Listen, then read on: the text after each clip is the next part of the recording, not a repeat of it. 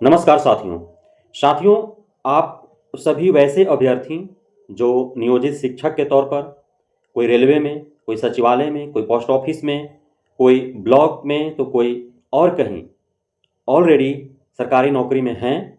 आपने BPSC TRE exam में शामिल हुए और आप मेरिट में अपना जगह बनाने में कामयाब भी हुए। लेकिन अब आप पूरी तरह से कन्फ्यूज़्ड और सस्पेंस्ड हैं कि आपको दस्तावेज़ सत्यापन में भाग लेना चाहिए अथवा नहीं, या उसका प्रोसेस क्या है।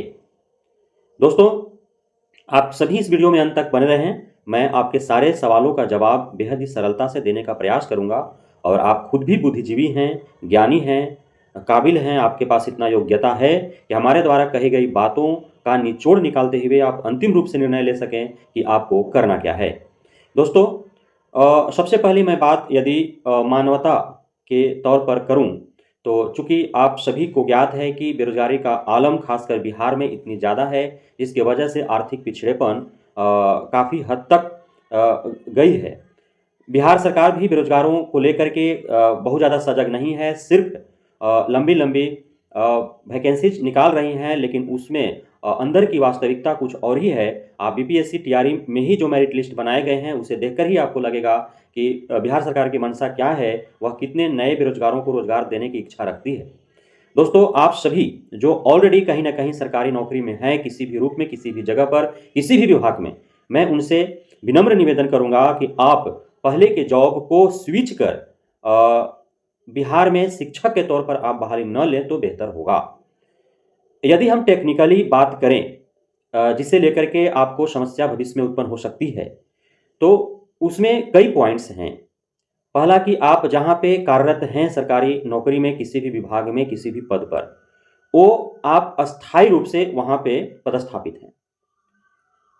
यदि उसे छोड़कर यहाँ आते हैं तो आपको वहाँ रिजाइनेशन लेटर जो है वहाँ से लेकर आना पड़ेगा, एनओसी लेकर के आना पड़ेगा और आप यहाँ ज्वाइन करेंगे। दोस्तों, आपको जो अभी जो ज्वाइनिंग लेटर मिल रहा है शिक्षक भर्ती का, वह औपबंधिक है और अस्थायी है।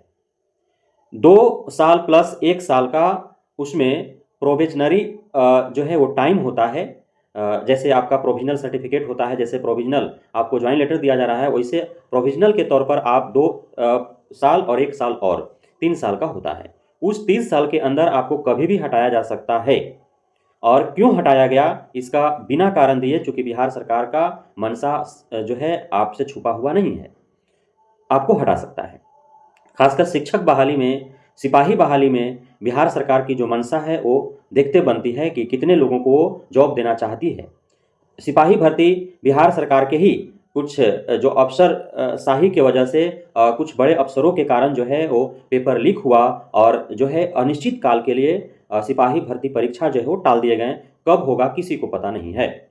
बीपीएससी शिक्षक भर्ती परीक्षा भी यदि बीपीएससी के द्वारा नहीं कराए जाते तो शायद इसका भी वही हाल होता जो सिपाही भर्ती परीक्षा का हुआ है।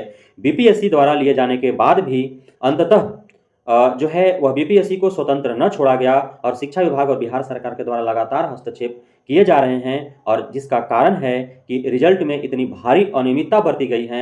आज रिजल्ट आने के बाद भी अभ्यर्थीगण सड़कों पर हैं, दिव्यांगजन सड़कों पर हैं, महिला गोद में बच्चा लिए हुए सड़क पर हैं। आप सभी को से छुपा नहीं है बीपीएससी टीआरई के मेरिट लिस्ट में हुए गड़बड़ियों का।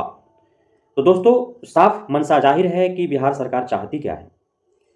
ये तो हुई बात कि आप पूर्व में आप अस्थायी रूप से हैं और यहाँ पे आपको अस्थायी दिया जा रहा है, औबंधिक दिया जा रहा है। किसी भी कारणवश आपको छांटा जा सकता है। अब आप न घर का रहेंगे न घाट का। पहले वाला नौकरी को आपने स्विच कर दिया है, रिजाइन दे चुके हैं, वहाँ से रिजाइनेशन लेटर ले करके यहाँ जिला शिक्षा पदाधिकारी को जमा करा चुके हैं, एनओसी वहाँ से ले चुके हैं। तो अब कहाँ का रहेंगे आप, क्योंकि आप खुद से तय नहीं कर सकते हैं कि हमारा सिलेक्शन यदि रेलवे में या अन्य सरकारी नौकरी में हो गया है, हम हर तरह से सही हैं, तो हमारा जो है वहाँ शिक्षक भर्ती में हमको नहीं छांटा जाएगा भविष्य में, इसकी कोई गारंटी नहीं है। कोई गारंटी नहीं है, जैसा सरकार की मंशा है। दोस्तों, दूसरी बात कि आप चूंकि आप रेलवे में हैं या और कहीं दूसरे राज्य में किसी विभाग में आप नौकरी पर हैं, तो हो सकता है रेलवे में तो पेमेंट समय पे आ जाता है क्योंकि वो सेंट्रल गवर्नमेंट का है।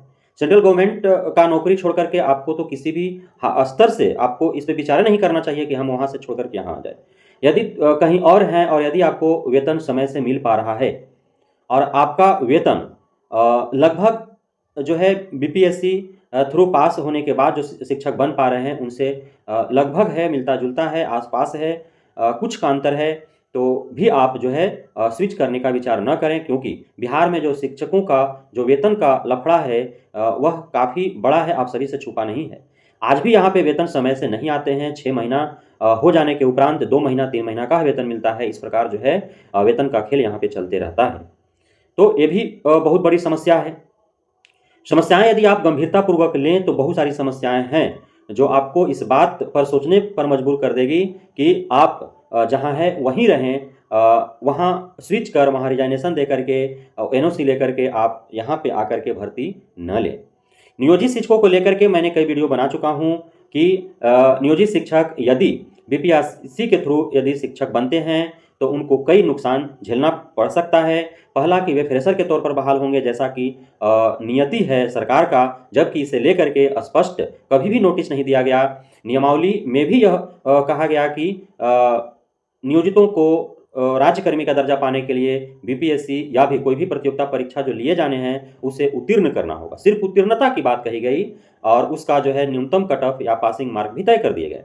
लेकिन जब मेरिट बनाया गया तो इसमें उन्हें फ्रेशर में जो है वो डाल दिया गया, मेरिट में उन्हें रखा गया, जिसके वजह से नए बेरोजगार अभ्यर्थियों के अधिकार का अवसर का हनन भी हुआ और नियोजितों को जो पास हुए हैं उन्हें राजकर्मी का दर्जा नहीं मिला। जो मेरिट में सिर्फ आए हैं उन्हें ही राजकर्मी का दर्जा देने की बात जो है सामने आ रही है और वे फ्रेशर के तौर पर बहाल होंगे, अर्थात पूर्व में का जो उनका अनुभव है वह उनका समाप्त हो जाएगा, उनका पदोन्नति नहीं हो पाएगा चूँकि उनके पास जो है एक्सपीरियंस नहीं है और वे प्रधानाध्यापक का जो निकट भविष्य में आने वाली जो वैकेंसी है उसमें भी वो शामिल नहीं हो पाएंगे। दूसरा जो नुकसान है वह यह है कि उनका जो वेतन है, वेतन संरक्षण नहीं मिल पाएगा, वेतन निरंतरता का लाभ उनको नहीं मिल पाएगा। सबसे बड़ा जो नुकसान है वह यह है कि नियोजित शिक्षक के तौर पर जो सेवारत थे तो अपने घर से, अपने निवास स्थल से वे कुछ ही दूरी पर थे और घर से उनका आना जाना होता था। लेकिन इसमें वो अपने घर से या पूर्व में जहाँ पे सेवारत थे उससे 250-300 किलोमीटर दूरी पर भी उन्हें मिल सकता है ना। उत्तरी गंगा के मैदान के अभ्यर्थियों को दक्षिणी गंगा के मैदान में मिल सकता है।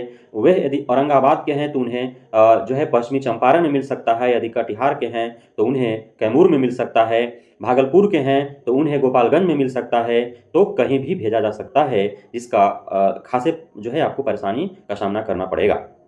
तो एक कई बिंदु हैं नियोजितों को लेकर के कि उन्हें अंतिम निर्णय लेना चाहिए कि वे इस पर आने से बचे, नए अभ्यर्थियों का मौका मिले, मानवता के तौर पर भी इसका फैसला ले और आपको 4-5 बड़े नुकसान जो हो रहे हैं उससे भी बचे, क्योंकि दशहरा के अवसर पर आपको नई नियमावली का सौगात मिला है। दीपावली और महापर्व छठ के अवसर पर आपको राजकर्मी का भी सौगात मिलेगा, जो अब यदि इसको लेकर के नियोजितों को राजकर्मी का दर्जा देने और उन्हें बीपीएससी के थ्रू बनने वाले शिक्षक के समान जो है सुख सुविधा देने को लेकर के यदि सरकार की मंशा स्पष्ट नहीं होती तो वह जो नियमावली बनाया था उसे पब्लिक डोमेन में नहीं रखती, आपके द्वारा लाखों आपत्तियां जो आई हैं उस पर वो विचार नहीं करती, संशोधन नहीं करती। दोस्तों, अक्टूबर लास्ट या नवंबर फर्स्ट में ही कैबिनेट बैठक में जो नियोजित शिक्षकों को लेकर के जो नियमावली है उस पर मुहर लग जाएगी संशोधन करते हुए और दीपावली से पूर्व ही आप सभी नियोजित शिक्षकों को राजकर्मी का दर्जा प्राप्त हो जाएगा। तो इसलिए नियोजित शिक्षक जो है इसमें दस्तावेज सत्यापन के लिए न जाएं और वह अपने पूर्व के एक्सपीरियंस्ड को या फिर वह अपने निवास स्थल पर जहां कार्यरत हैं उसे छोड़कर दूसरे जगह बिना वेतन संरक्षण और वेतन निरंतरता का लाभ लिए हुए इसमें जो है नियुक्ति लेना मूर्खतापूर्ण है। दूसरा, आप पूर्व में यदि आपने प्रोविजनरी पीरियड को कर चुके हैं तो आप अस्थायी हो चुके हैं, अब आपको कोई हटा नहीं सकता, लेकिन फिर से आपको पुनः रिस्क लेना उचित नहीं है, क्योंकि यह जो नियुक्ति पत्र दिया जा रहा है वह औपबंधिक है, वह अस्थायी है, आपके साथ कभी भी कुछ गड़बड़ हो सकता है। सबसे महत्वपूर्ण जो बात है वह यह जो परीक्षा फल प्रदान किया गया है वह साफ साफ बीपीएससी ने नोटिस निकाला है कि यह आउटकम ऑफ द कोर्ट होगा। क्योंकि अभी आपको पता है कि बीएड वर्सेस बीटीसी को लेकर के कई मामले माननीय सुप्रीम कोर्ट में जो है उनके अंदर लंबित है और 30 तारीख को सभी पर सुनवाइयां होनी थी, लेकिन छुट्टियां को देखते हुए उसे जो है आगे कैरी फॉरवर्ड कर दिया गया है, एक्सटेंड कर दिया गया है। तो यह जो आपका परीक्षा फल है वह आउटकम ऑफ द कोर्ट है। लिखा हुआ है साफ साफ कि जो भी याचिकाएं माननीय सुप्रीम कोर्ट या अन्य कोर्ट में लंबित हैं उस पर यदि बीएड को लेकर के कोई सुनवाई बीएड के पक्ष में आता है तो यह परीक्षा फल प्रभावित होगा, क्योंकि मजबूरी हो जाएगा बीपीएससी शिक्षा विभाग बिहार सरकार को कि बीएड को भी 1 to 5 में सम्मिलित करे। और जब ऐसा होगा तो दोनों का सम्मिलित जब मेरिट लिस्ट बनेगा तो कट ऑफ और हाई होंगे और हो सकता है कि आप उसमें छंट जाएं। तो कुल मिलाकर के बहुत सारे लफड़े हैं। अभी भी इस मेरिट लिस्ट को चैलेंज करते हुए भी सुप्रीम कोर्ट, हाई कोर्ट में लोग गए हैं। आप सभी को पता है कि बीएड के तरफ से भी 1 to 5 के रिजल्ट पर स्टे लगाने के लिए भी माननीय सुप्रीम कोर्ट में याचिका दायर कर दी गई है। मेरिट लिस्ट में हुई गड़बड़ियों को लेकर के भी माननीय हाई कोर्ट पटना में कई याचिकाएं दायर की गई हैं। तो कुल मिलाकर के बिहार शिक्षक भर्ती जो है वह कभी भी इसमें कुछ भी बदलाव हो सकता है।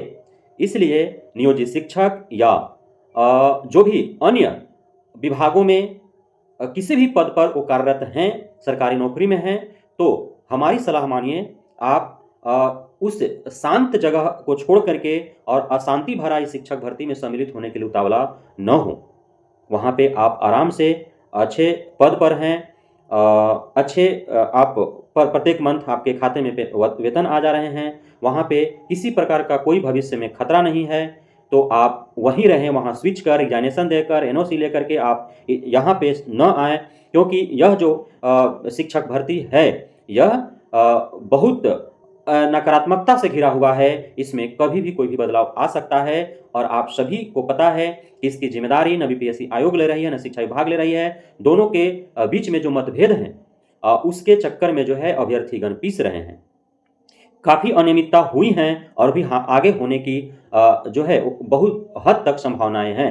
सबसे बड़ी इसमें जो समस्या है वह है कि दर्जनों याचिकाएं माननीय हाई कोर्ट पटना एवं माननीय सुप्रीम कोर्ट में दायर हैं बीएड वर्सेस बीटीसी को लेकर के, बिहार शिक्षक भर्ती को लेकर के, बिहार शिक्षक भर्ती को रिजल्ट को लेकर के, मेरिट लिस्ट को लेकर के, और कभी भी कुछ भी हो सकता है जिसमें हो सकता है कि आपको नुकसान हो जाए और आप न घर का रहे न घाट का।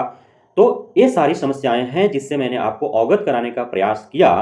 अब मैं पुनः एक बार कहता हूं कि आप बुद्धिजीवी हैं, आप ज्ञानी हैं, आप कुशल हैं, आप योग्य हैं, आपके पास सही और गलत का निर्णय लेने की आपके अंदर क्षमता है। हमने आपके लिए क्या सही और क्या गलत हो सकता है जहाँ पे हैं वहाँ पे आप भली भांति आप जानते हैं कि जिस भी विभाग में, जिस भी राज्य में आप कार्यरत हैं वहाँ पे आपके साथ क्या समस्या है और यहाँ आने के बाद आपके साथ क्या समस्या हो सकती है।